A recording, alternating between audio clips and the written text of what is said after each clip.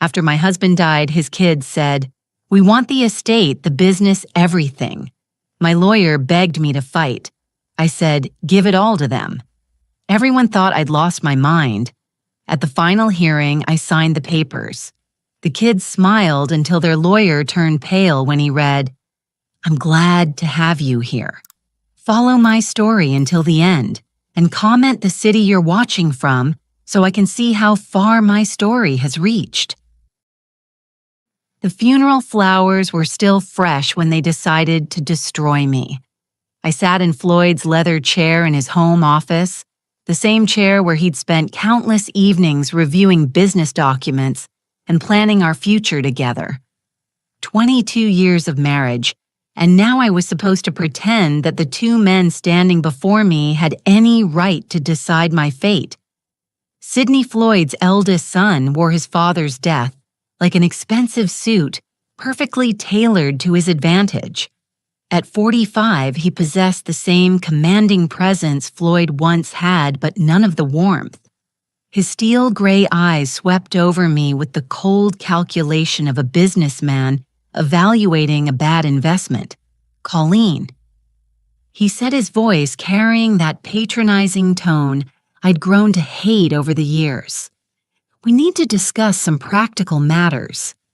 Edwin, 3 years younger, but somehow looking older with his prematurely thinning hair and soft jaw, stood beside his brother like a loyal lieutenant. Where Sidney was sharp edges and calculated moves, Edwin was passive aggression, wrapped in false concern. "We know this is difficult," Edwin added, his voice dripping with synthetic sympathy. "Losing Dad so suddenly, it's been hard on all of us. Hard on all of us. As if they'd been the ones holding Floyd's hand during those long nights in the hospital. As if they'd been the ones making impossible decisions about treatments and pain management. They'd shown up for the funeral, of course. Sidney flying in from his law practice in San Francisco. Edwin driving up from Los Angeles, where he ran some vague consulting business. But during the 3 months of Floyd's illness, when it really mattered, I'd been alone.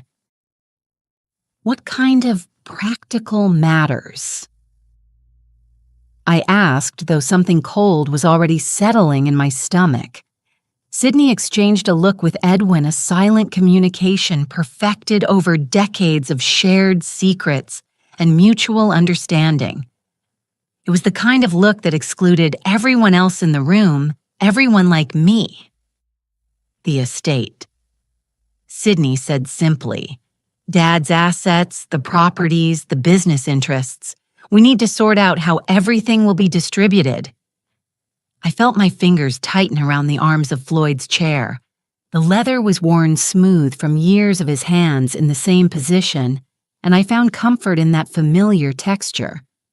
Floyd and I discussed this extensively. He assured me that everything was taken care of. "Well, yes," Edwin said, his tone suggesting that I was missing something obvious. "Dad did make provisions, but perhaps he didn't explain the full complexity of the situation." Sidney pulled out a manila folder from his briefcase and set it on Floyd's desk, the same desk where Floyd had kissed me goodbye every morning for 22 years.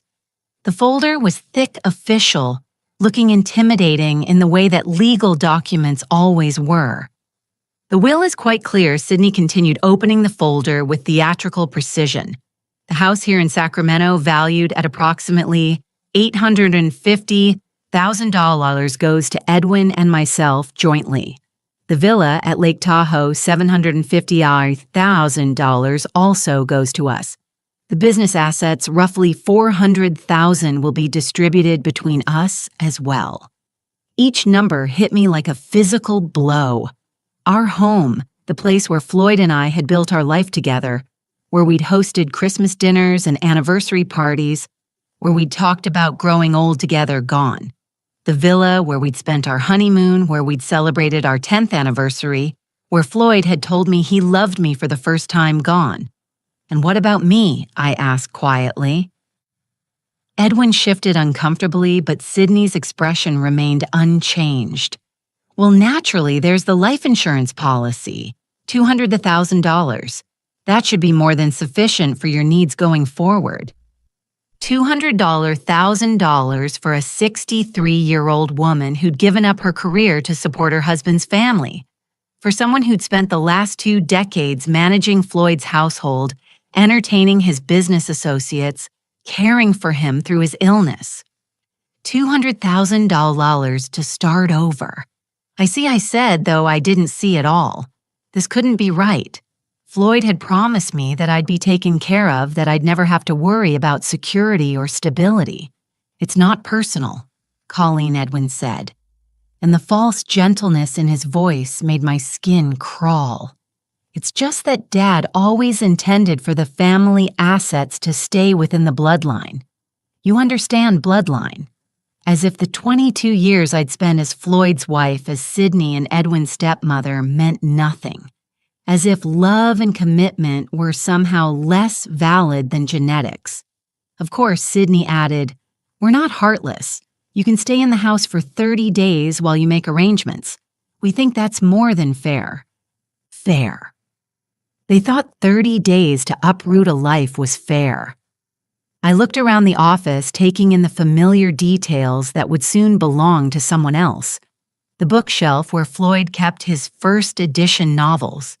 The window that looked out onto the garden we'd planned together.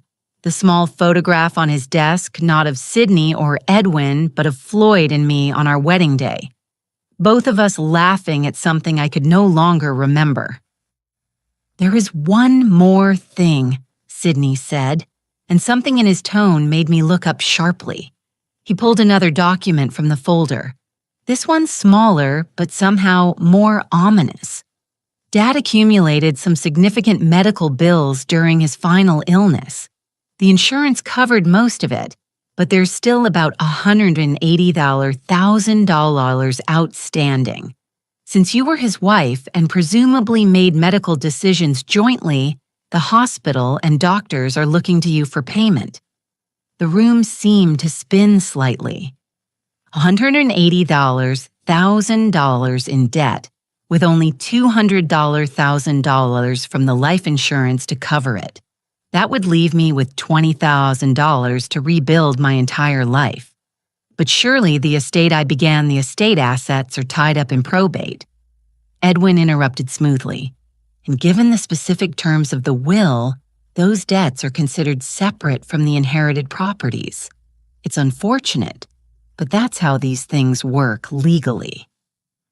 I stared at them both, these 2 men who'd called me mom at their father's funeral just 3 days ago. Sydney with his perfectly pressed suit and cold eyes. Edwin with his soft features and voice that suggested concern while delivering cruelty. "I need some time to process this," I said finally.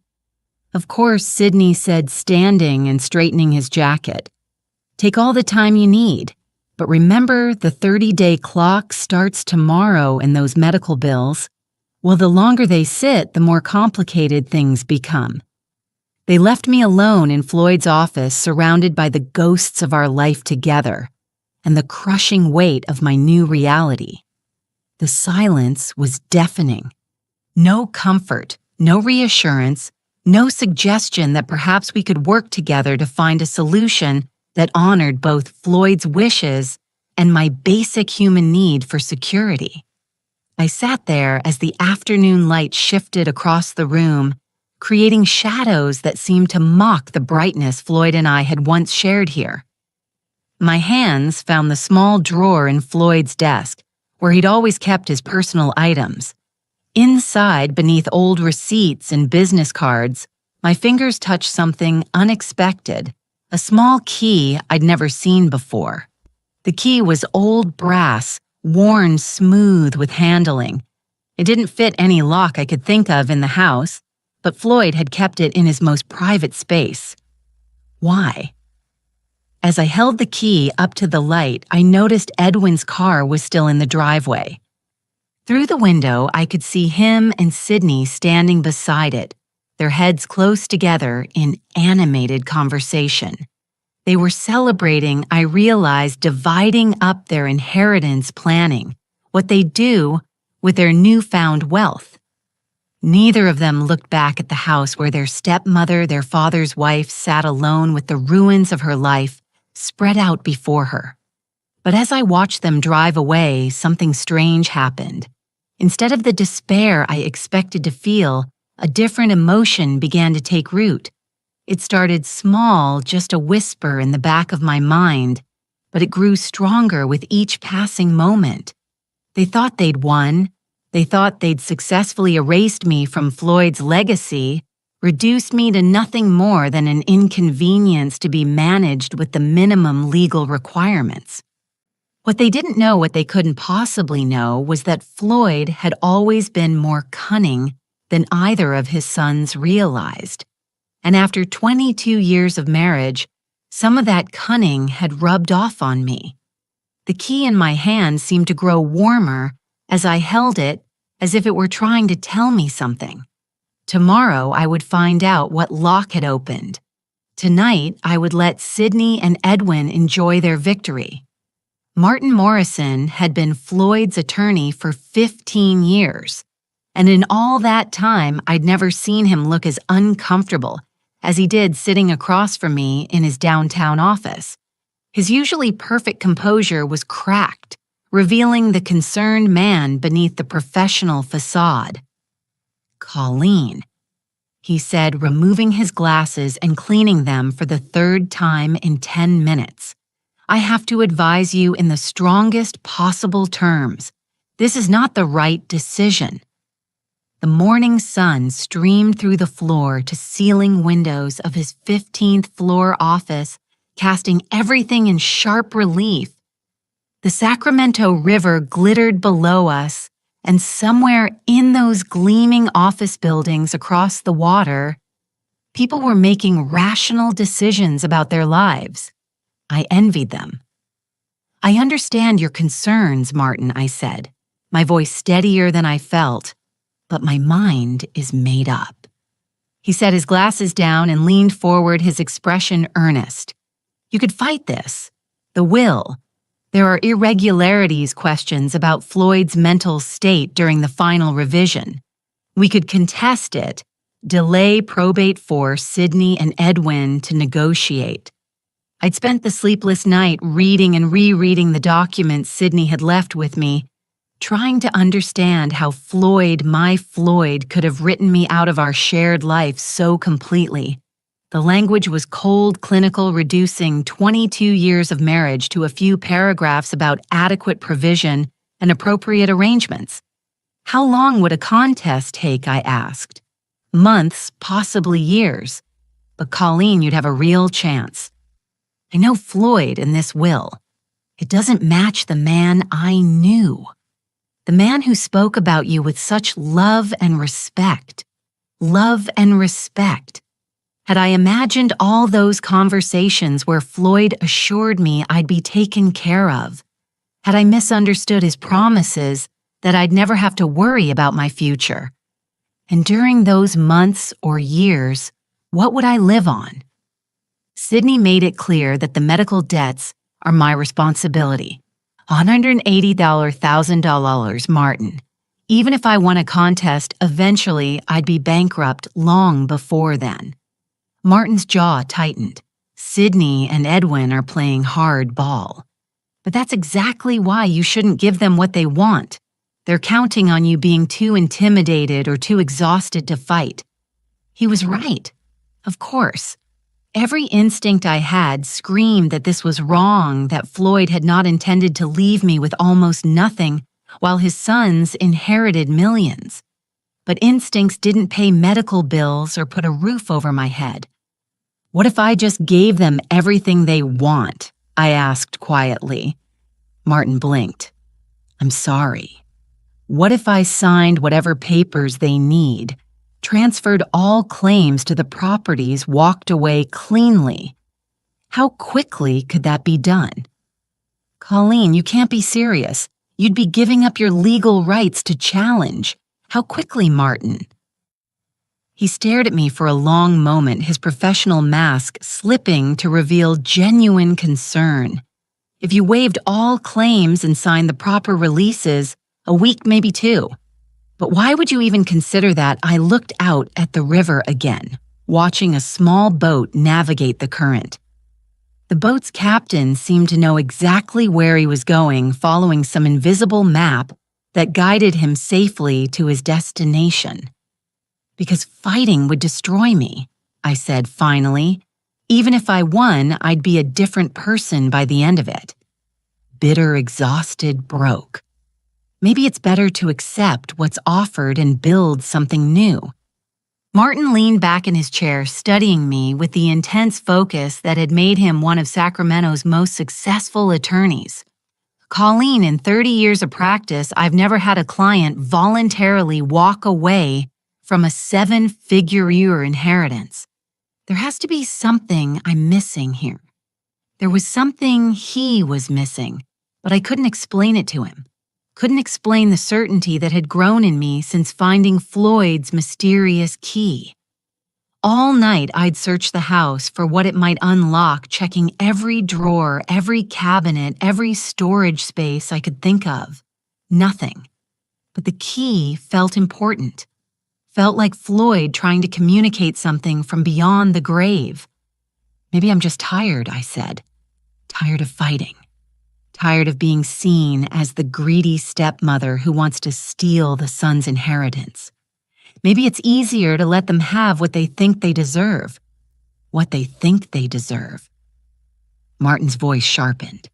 Colleen, this isn't about what they deserve. This is about what Floyd intended. And I'm telling you as his attorney and friend, this will doesn't reflect his true wishes. Before I could respond, my phone buzzed. A text message from an unknown number. Mrs. Whitaker, this is Edwin. Could we meet today to discuss timeline for property transfer? Want to make this as smooth as possible for everyone involved. The politeness was almost worse than Sydney's cold directness. At least Sydney didn't pretend to care about making things smooth for me. They're already planning the transfer, I said, showing Martin the message. His face darkened. They're rushing you, classic pressure tactic. Colleen, I'm begging you to reconsider. Take time to grieve, to process what you've lost.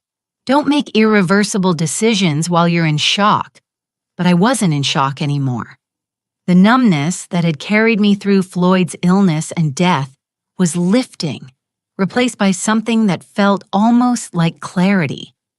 I couldn't fight Sydney and Edwin with their lawyers and their sense of entitlement and their intimate knowledge of Floyd's business affairs. But maybe I didn't need to fight them directly. If I were to sign the papers, I said slowly, what exactly would I be signing away? Martin sighed heavily, recognizing defeat. All claims to the primary residence, the Lake Tahoe property, the business assets, any joint accounts or investments. You'd retain only the life insurance payout and any personal property that was specifically yours before the marriage. And in exchange, they'd agree to handle the medical debts from the estate funds before distribution. You'd walk away clear of those obligations. That was something. At least it would leave me with the full $200,000 instead of just $20,000 after debt payments. Still not enough for long-term security, but enough to survive while I figured out what came next. I need to see the exact language, I said. Martin opened his laptop and began typing. I'll draft something that protects your interests as much as possible under the circumstances. But Colleen, once you sign this, there's no going back. You'll have no legal recourse if you later discover information that would have changed your decision. I understand. But even as I said it, I wondered if I really did understand. The key in my purse seemed to grow heavier, a constant reminder that Floyd had left me something, some message or instruction that I hadn't yet deciphered.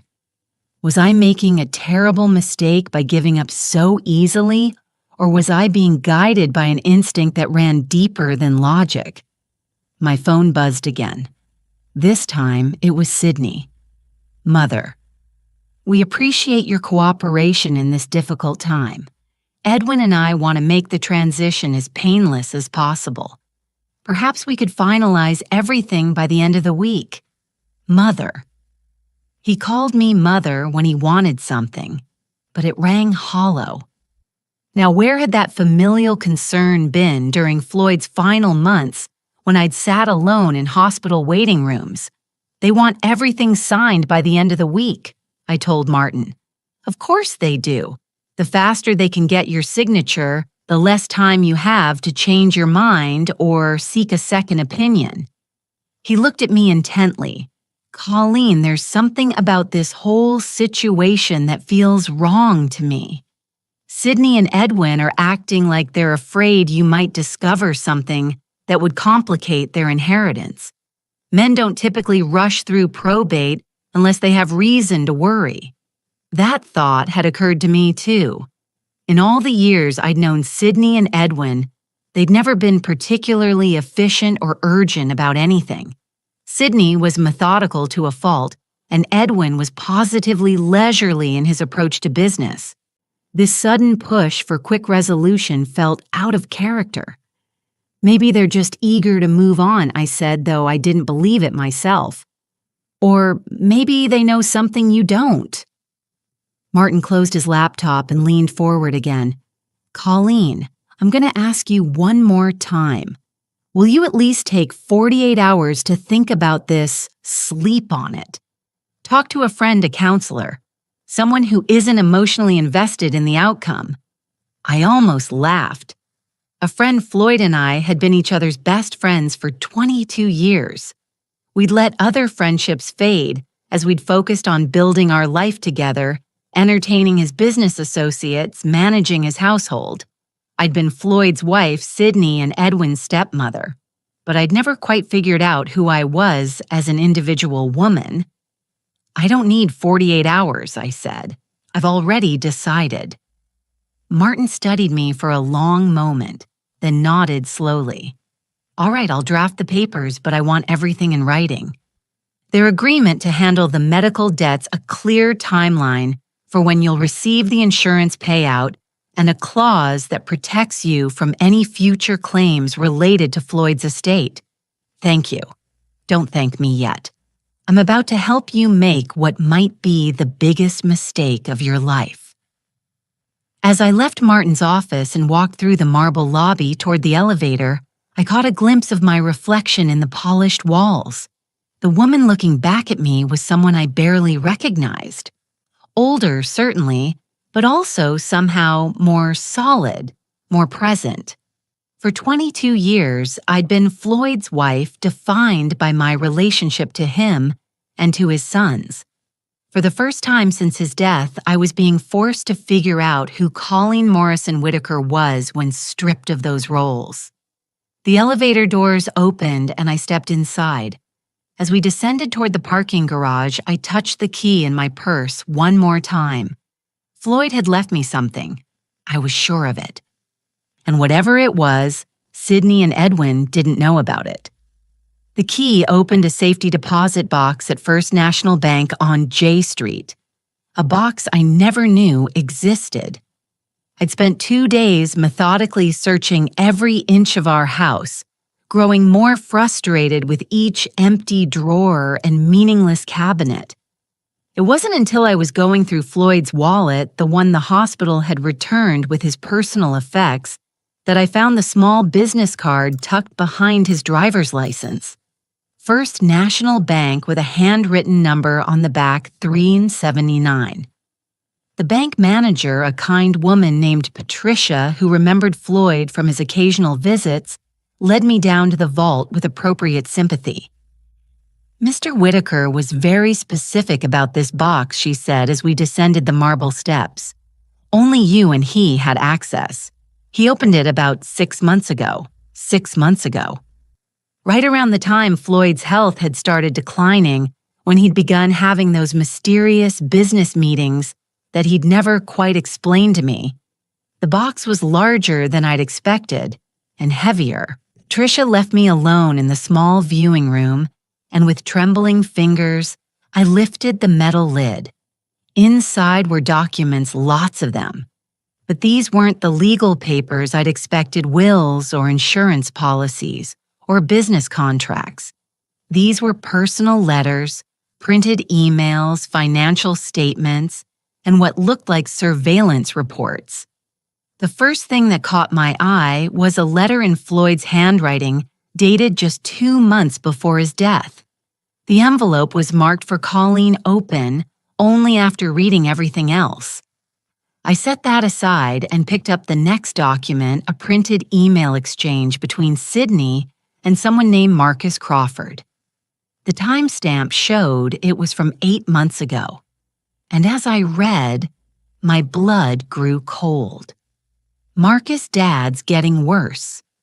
The doctors think he's got maybe 6 months. We need to move faster on the transfer protocols.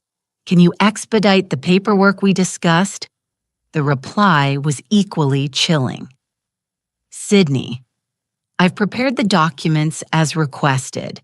Once your father signs, the business assets will be restructured under the shell companies we established. The personal properties can be transferred immediately upon death. What about the wife? Colleen won't be a problem. She doesn't understand the business side, and by the time she figures out what's happening, it'll be too late. Dad trusts us completely. I had to read it twice before the meaning sank in. They'd been planning this for months. While I was caring for Floyd, driving him to doctor appointments, managing his medications, his sons were plotting to steal, not just from me, but from their own father. The next document was a bank statement for an account I'd never heard of, Whitaker Holdings, LLC. The balance showed $4.7 million. Below it was a handwritten note from Floyd. Colleen, this is our real savings. The boys think all my money is tied up in the house and business, but I moved the bulk of our assets here months ago. I was trying to protect us. $4.7 million. We weren't poor. We weren't even middle class. Floyd had been quietly wealthy, and Sydney and Edwin had been trying to steal from their dying father. My hand shook as I reached for the next item, a folder labeled Private Investigation, Confidential. Inside were photographs, financial records, and a summary report from someone named James Mitchell, licensed private investigator.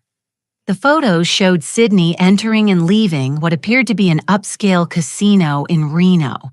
The timestamps indicated he'd made multiple trips over the past year, sometimes staying for several days.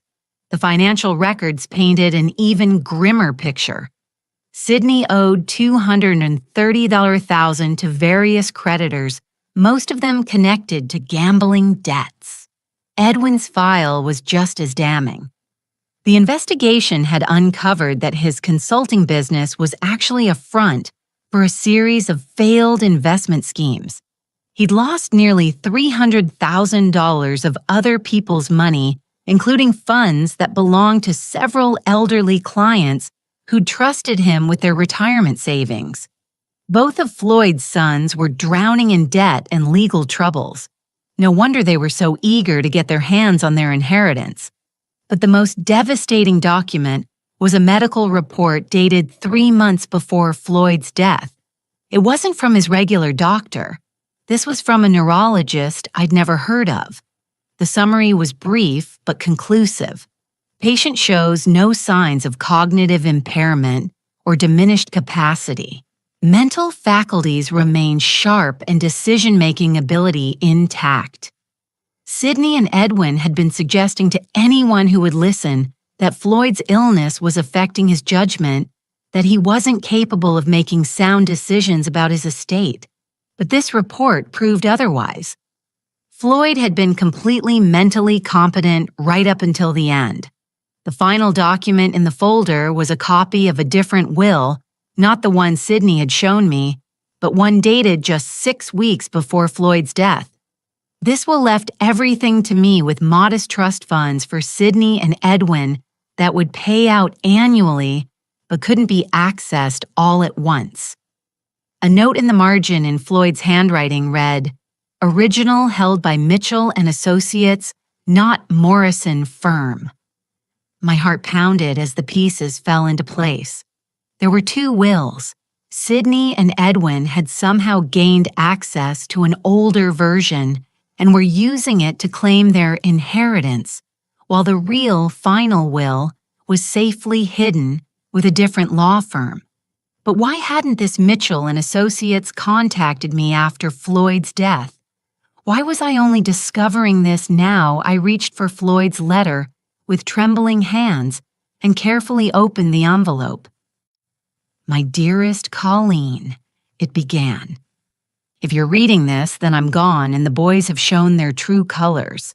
I'm sorry I couldn't tell you about all of this while I was alive, but I needed to be sure of what they were planning." The letter went on to explain how Floyd had grown suspicious when Sydney and Edwin suddenly became so attentive during his illness, not out of love, but because they were positioning themselves to control his estate. He'd hired the private investigator, moved the money, and created the elaborate plan to protect me. The boys think they're inheriting the house and the business. But what they don't know is that I've mortgaged both properties heavily in the past year. The house has a $1.2 million lien against it, and the business owes $800,000 to creditors. They're not inheriting assets, they're inheriting debt.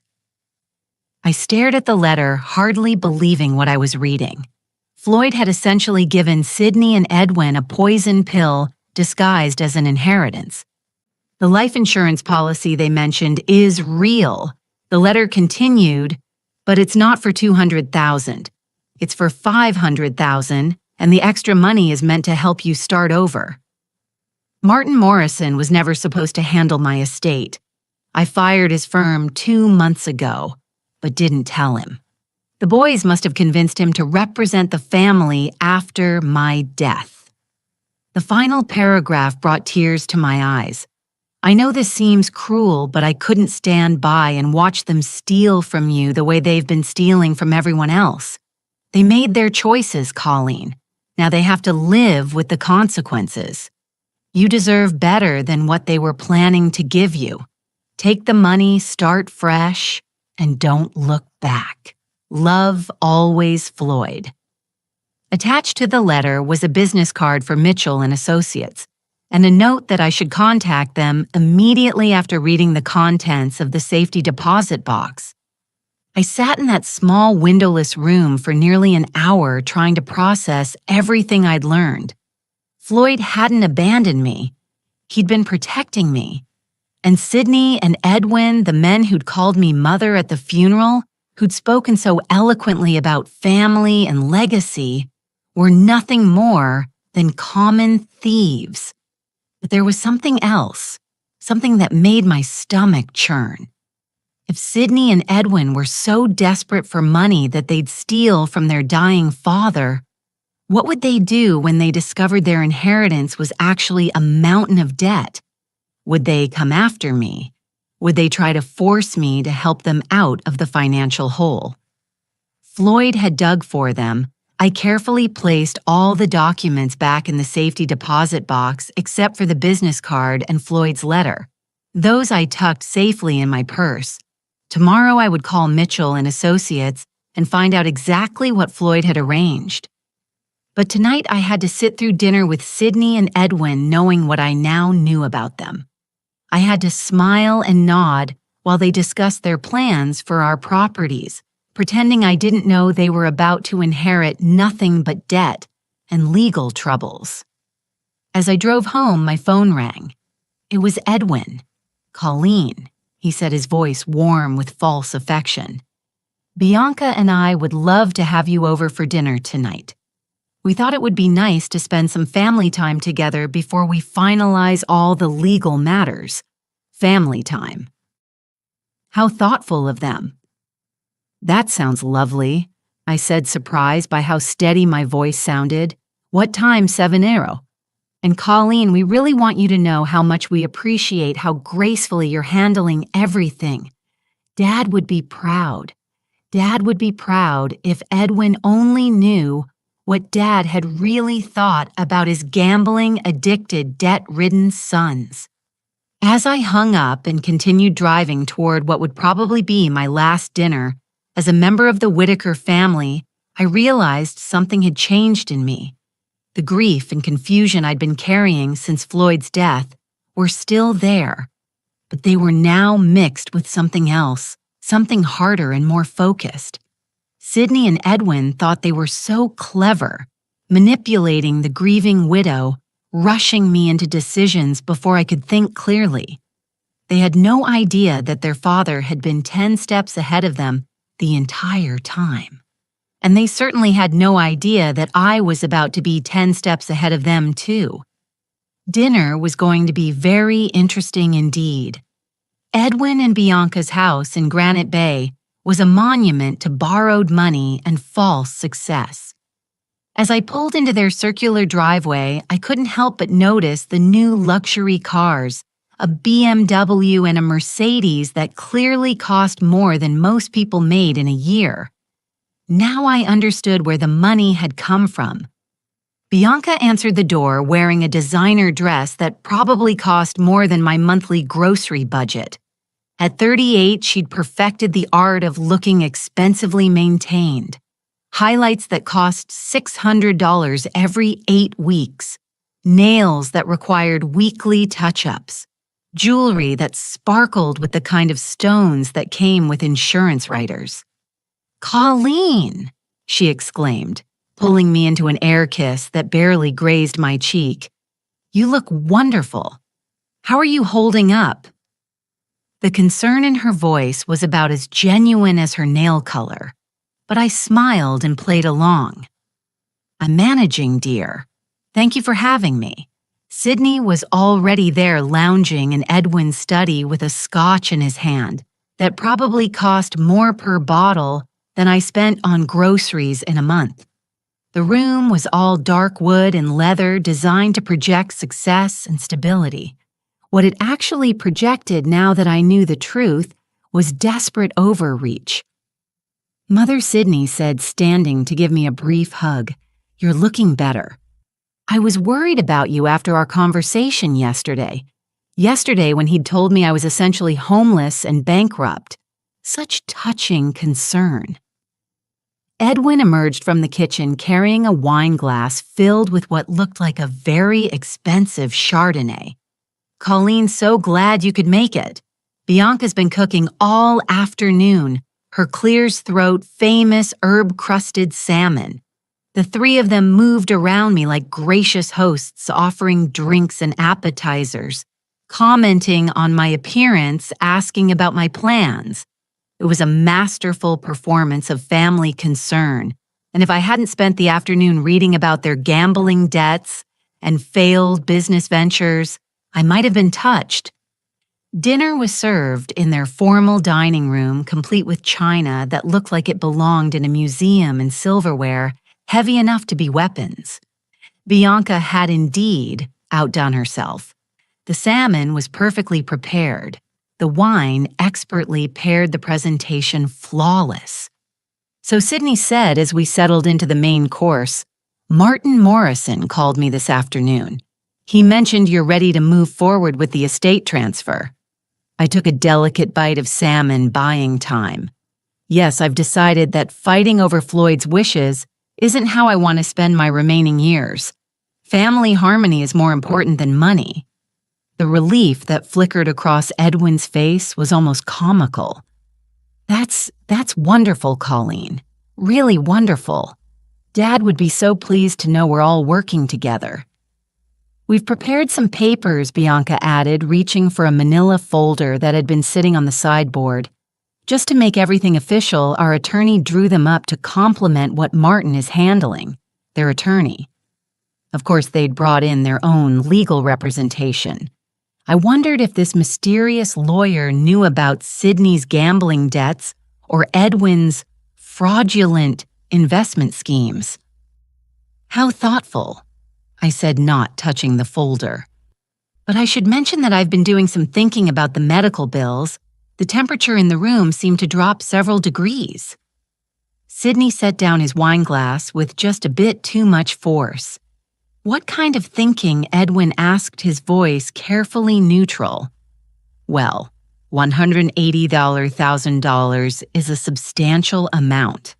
I was wondering if perhaps we should have an accountant review the estate's liquid assets before I commit to taking on that debt personally. Sydney and Edwin exchanged a look, the same kind of silent communication I'd witnessed in Floyd's office. But this time, I could read the subtext. They were afraid I might discover something. Colleen Sydney said carefully, "I thought we'd explain that the estate assets are tied up in probate. The medical bills are separate from the inheritance." Of course, I said pleasantly, but Floyd was always so meticulous about his record-keeping. "I'm sure there must be documentation of exactly what debts belong to the estate versus what's considered personal responsibility." Bianca laughed. "The sound just a bit too bright. Oh, Edwin handles all that boring financial stuff, don't you, honey?" Edwin nodded rapidly. "Absolutely. Everything's been properly categorized. The medical expenses fall to you because you were Floyd's spouse and presumably involved in the treatment decisions." "That makes sense," I agreed. Although I do find it interesting that Floyd never mentioned being worried about medical costs. He always seemed so confident that we had adequate insurance. The silence stretched just a beat too long. Sydney cleared his throat. "Insurance doesn't cover everything." Unfortunately, Dad's treatment was quite extensive in those final months. I knew I was walking into dangerous territory, but I couldn't resist pressing just a little. I suppose I should contact the hospital directly. Get an itemized breakdown of what's owed and what the insurance actually covered. Edwin's fork clattered against his plate. That's not necessary, Colleen. I've already handled all that very thoroughly." "I'm sure you have," I said. "But as Floyd's widow, I feel responsible for understanding exactly what happened financially during his final illness. It's the least I can do for his memory." Bianca jumped up suddenly. "Who wants dessert? I made that chocolate torte recipe from Food and Wine magazine." She practically fled to the kitchen, and I didn't miss the meaningful looks Sydney shot at Edwin. They were rattled, and I'd barely begun to probe. "Colleen," Sydney said, leaning forward with what I supposed was meant to be a paternal expression. "I hope you're not second-guessing our arrangement because of something someone else said. Sometimes people who aren't familiar with estate law can give misleading advice." "Oh no," I assured him. "I'm not second-guessing anything. I'm just trying to be thorough. Floyd always said that the devil was in the details." Edwin laughed nervously. "Dad did love his paperwork. He certainly did. In fact, I've been going through his office and I keep finding documents I don't understand. Bank statements for accounts I've never heard of. Business papers for companies I didn't know he was involved with." The color drained from Edwin's face. "What kinds of documents?" "Oh, nothing important, I'm sure.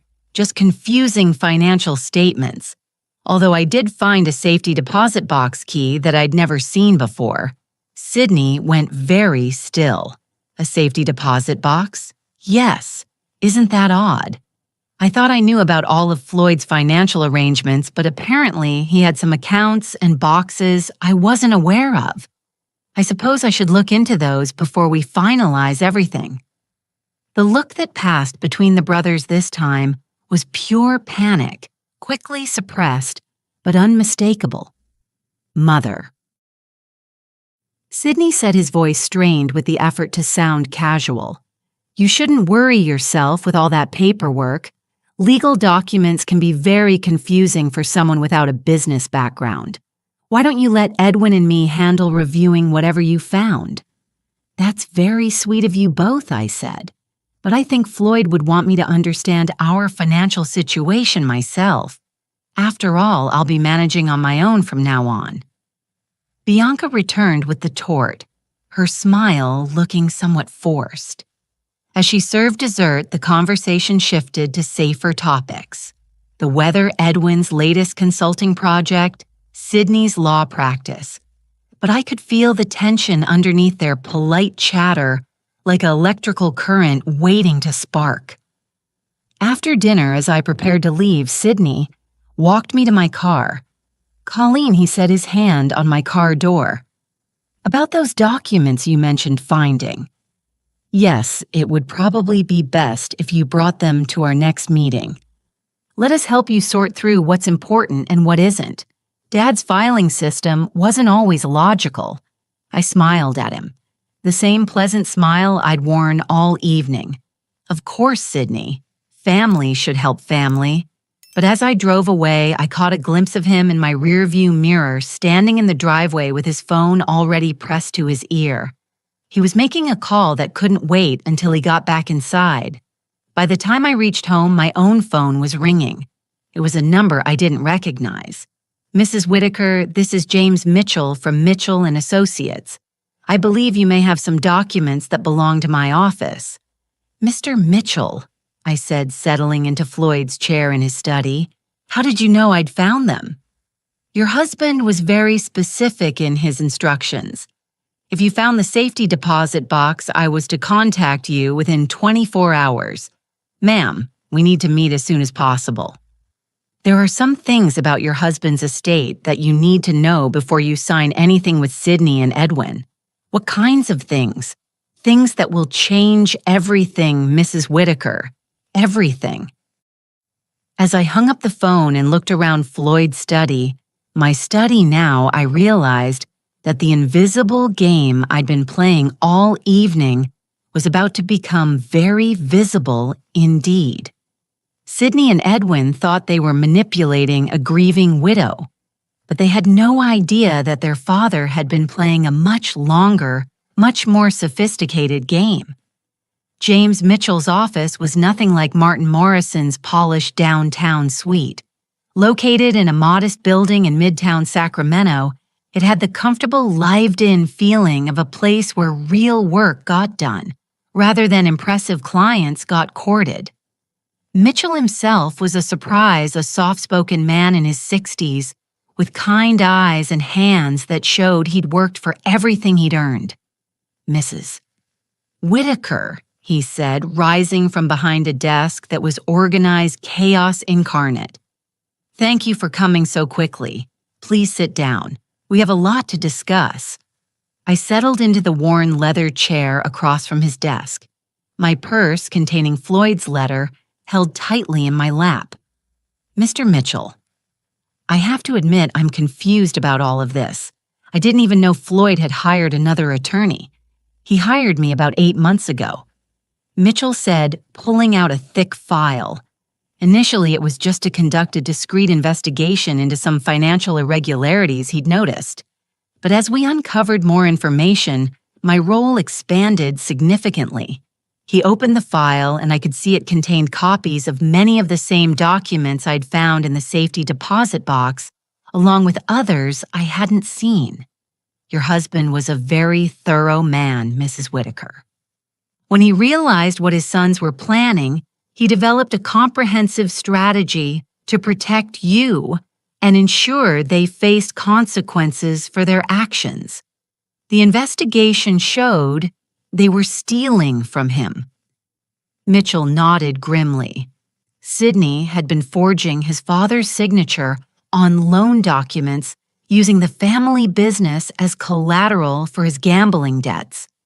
Edwin was worse. He'd been systematically transferring funds from client accounts into his own shell companies.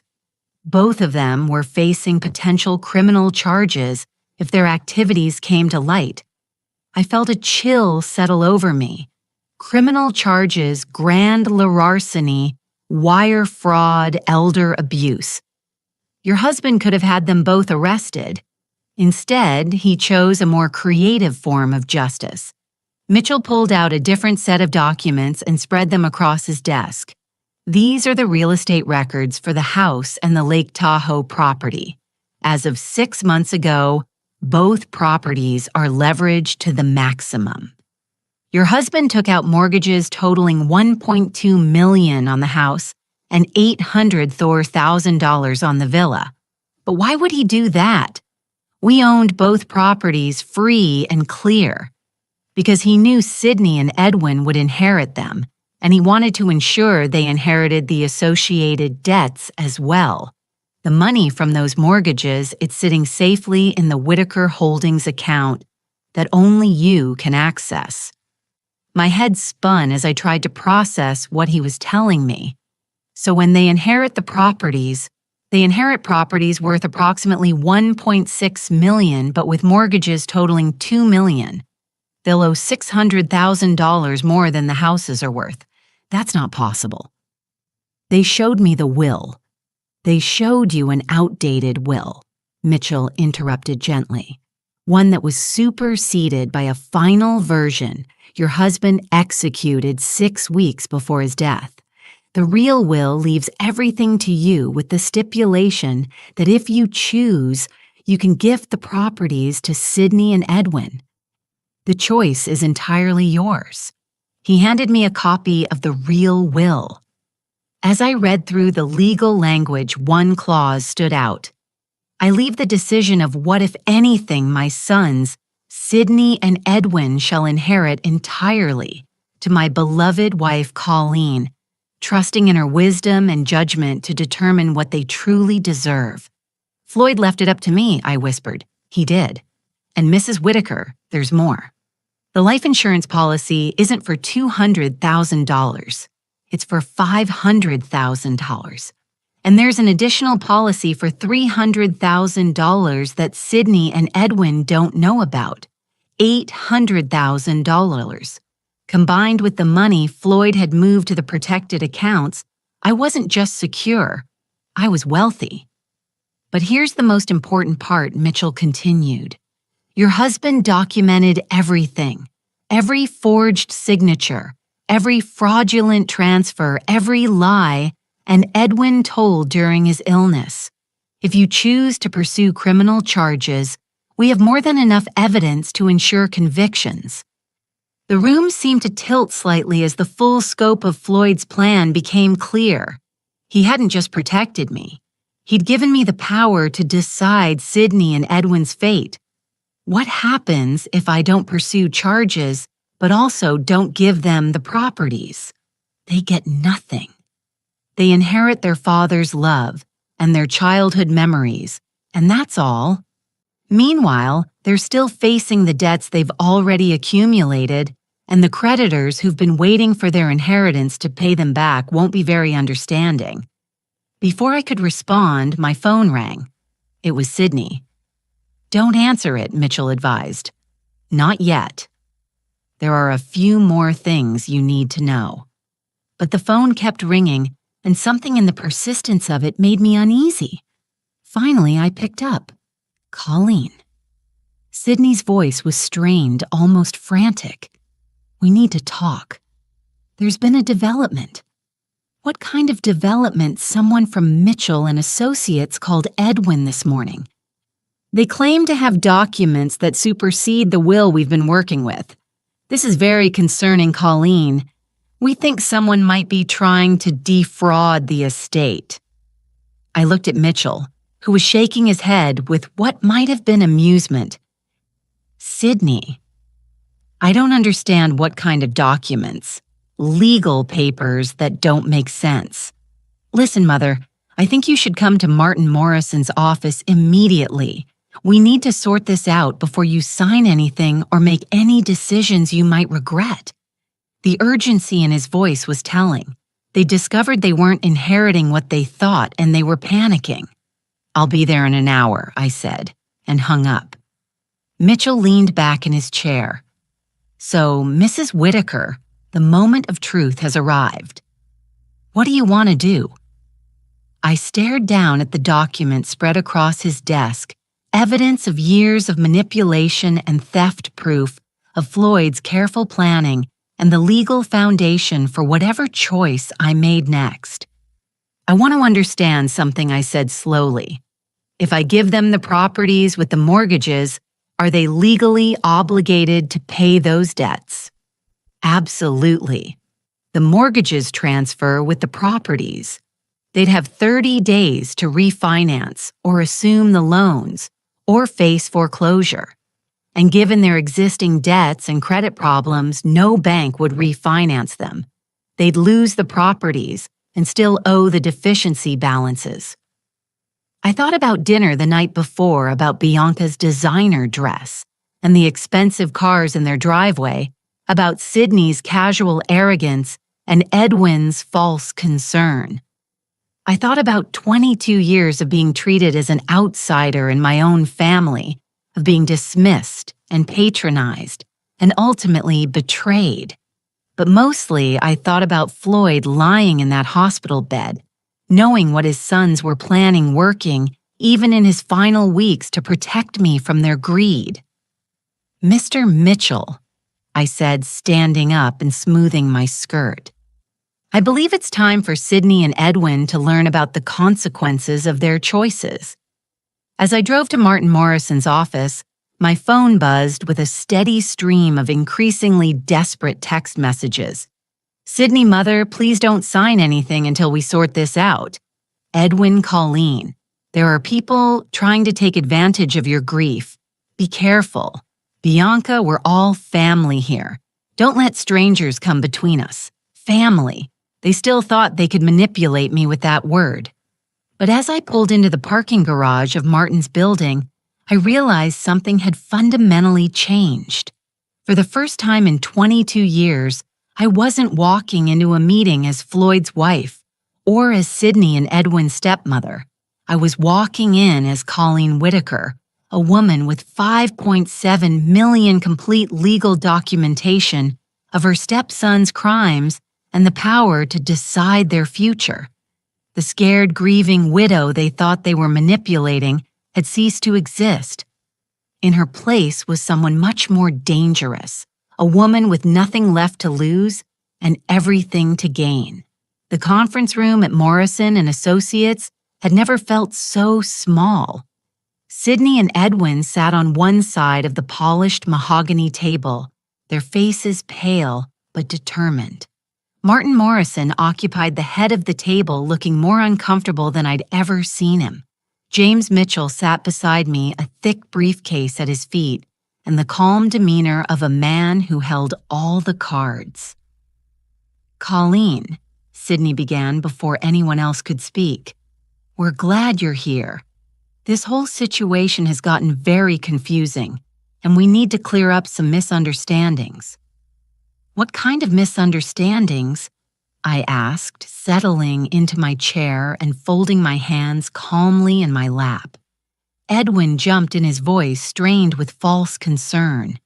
"Someone's been spreading misinformation about Dad's estate claims, about different wills, hidden accounts, things that just don't make sense.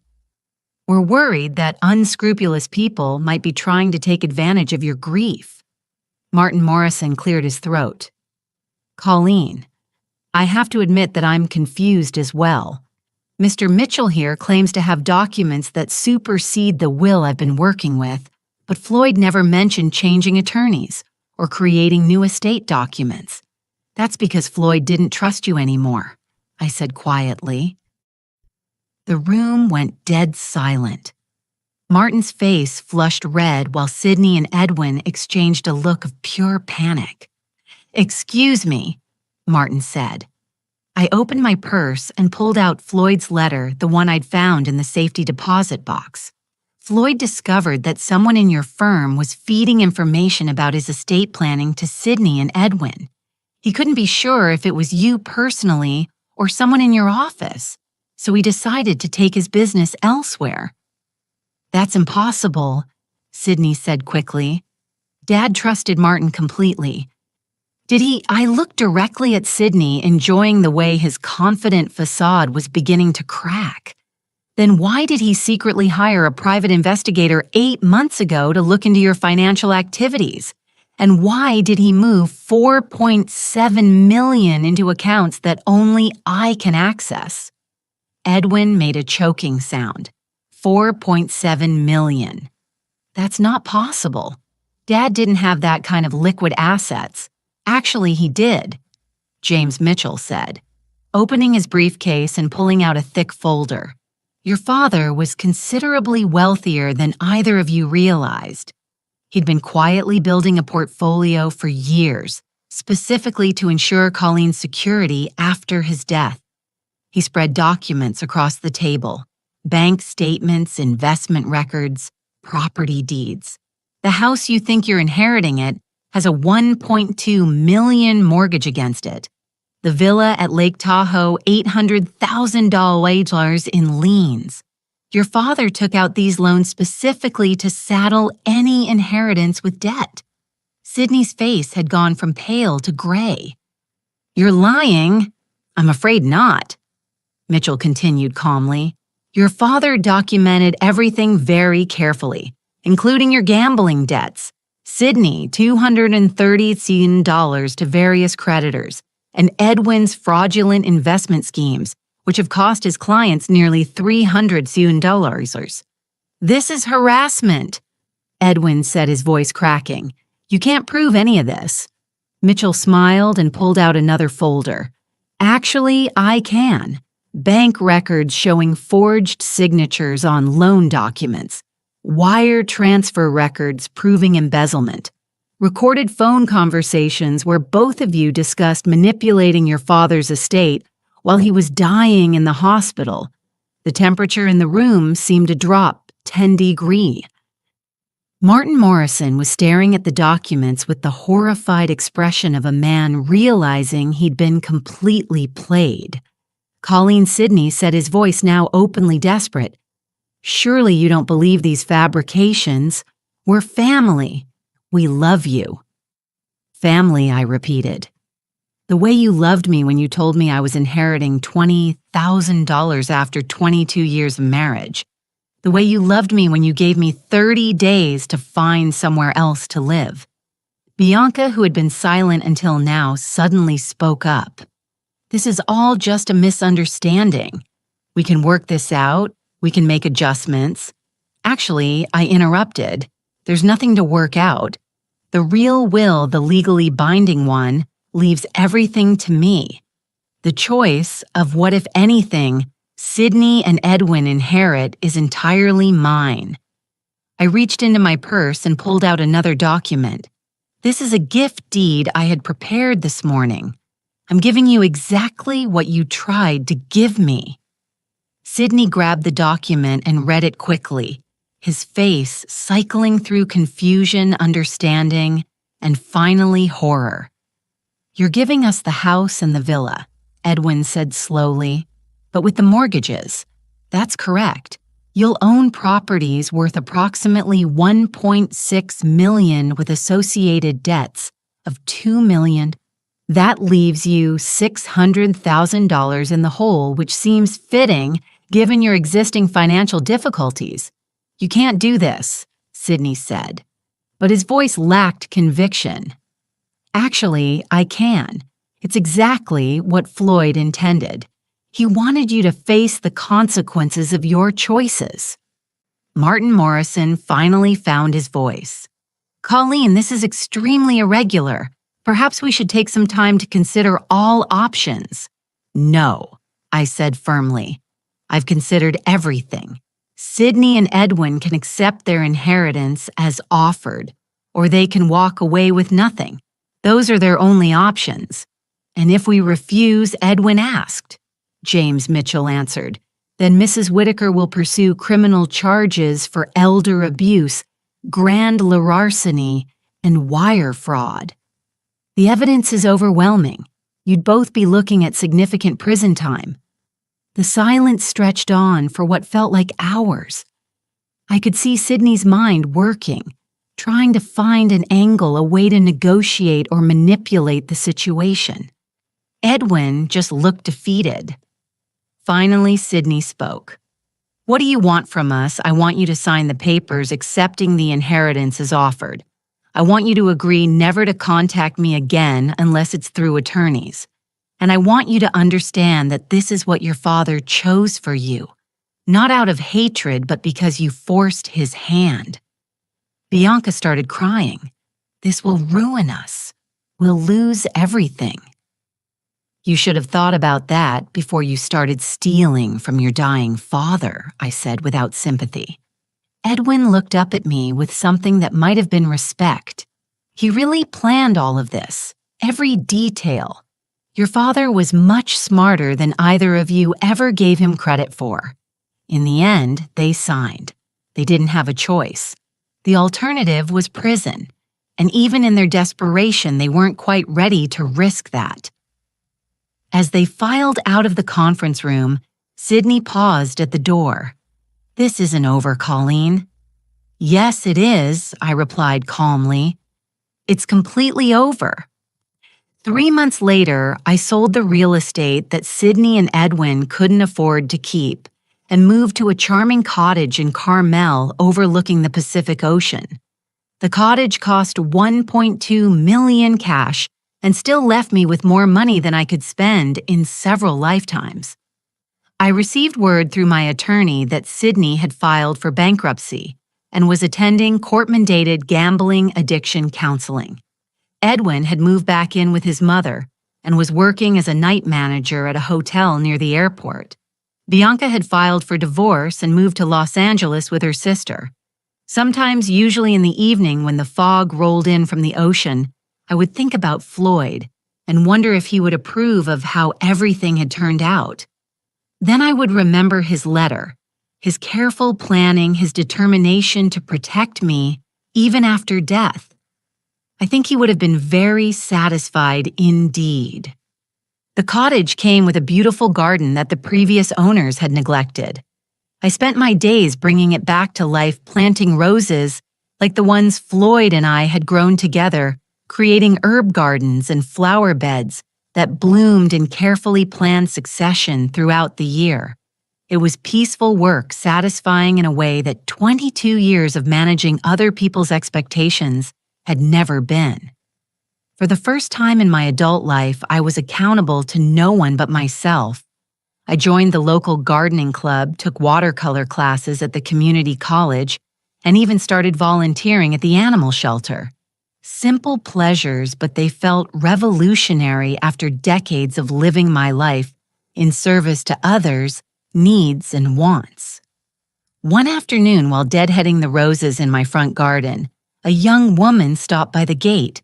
She was perhaps 30 with kind eyes and a hesitant smile. "Excuse me," she said. "I'm Sarah Mitchell, James Mitchell's daughter. He told me you might be interested in some volunteer opportunities." I set down my pruning shears and walked over to the gate.